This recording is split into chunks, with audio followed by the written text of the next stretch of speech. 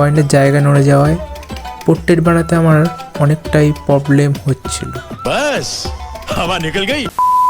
Hello বন্ধুরা, কেমন আছো সকলে? আশা করি সকলে ভালো আছো। তো চলে এসেছে আজ একটা নতুন ভিডিও নিয়ে। অন্য দিনের মতো আজও কি পেন্সিল দিয়ে পোর্ট্রেট বানাবো? না, আজ বানাবো কয়েন দিয়ে পোর্ট্রেট। হ্যাঁ বন্ধুরা, আজ বানাতে যাচ্ছি একটা 2 টাকার কয়েন দিয়ে পোর্ট্রেট।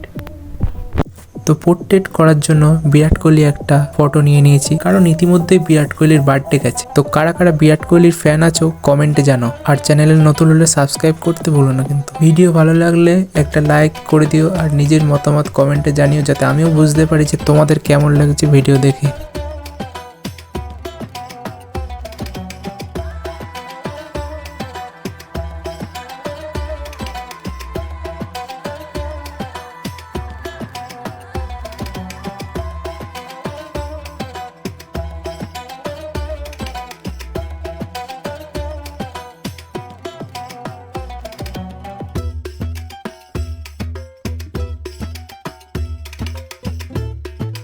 কয়েন দিয়ে পোর্ট্রেট করাটা আমার কাছে যতটা সহজ মনে হয়েছিল, করতে গিয়ে ততটা সহজ হয়নি।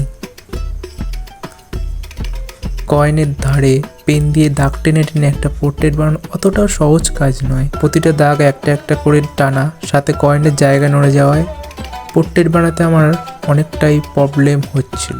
বাস হাওয়া নিকল গই। কিন্তু কাজটা যতই কঠিন হোক না কেন, এত সহজে আমার পোর্ট্রেট বানানো বন্ধ হবে না।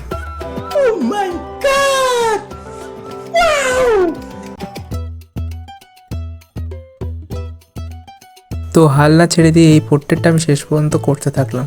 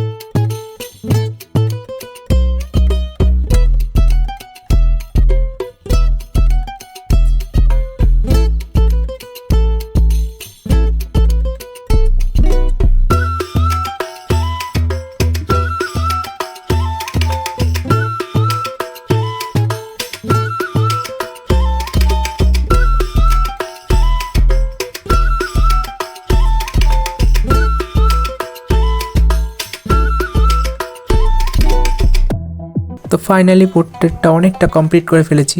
তো কেমন হয়েছে পোর্ট্রেটটা কমেন্টে বলে যাও।